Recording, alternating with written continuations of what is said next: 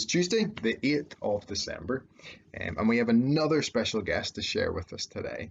But our Bible reading today is still in the book of Exodus, and it's going to be in chapter 25, verses 1 to 9.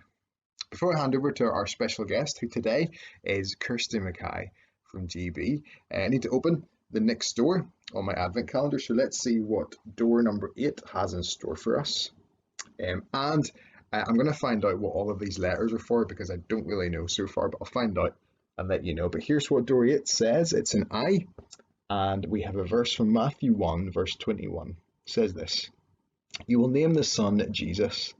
Give him that name because he will save his people from their sins." Okay, all that's left for me to do is to hand over to Kirsty. I want you to have a think about what has been your most enjoyable holiday ever. Maybe you can tell the people who you're watching this with. But the passage today made me think about my most enjoyable holiday, and that was whenever I went camping. I slept in a tent for 5 nights, and I love the outdoors, so it was so perfect.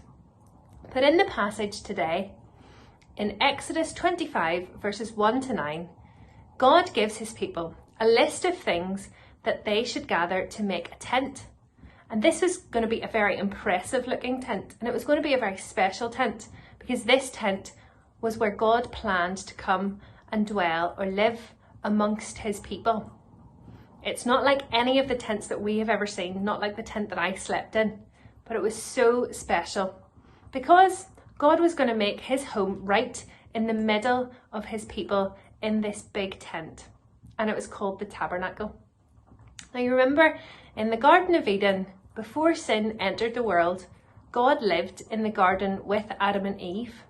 They walked together and they talked together just like best friends do.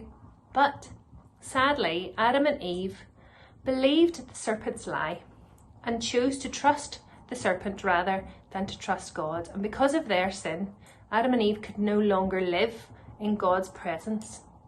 Now today we might believe a lie that God is far away from us, and we might question if he really loves us.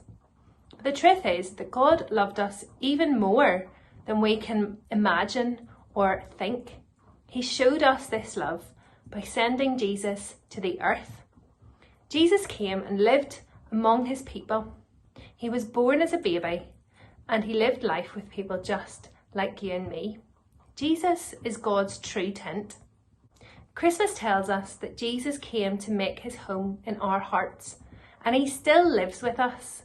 He's not far away like the serpent might tell us. Jesus is so close to his people that he even hears us. He even hears what we think. He sees everything that we do, and he has a wonderful plan for you and for me. Jesus came not only to live alongside us, but to make your heart and my heart his home through faith.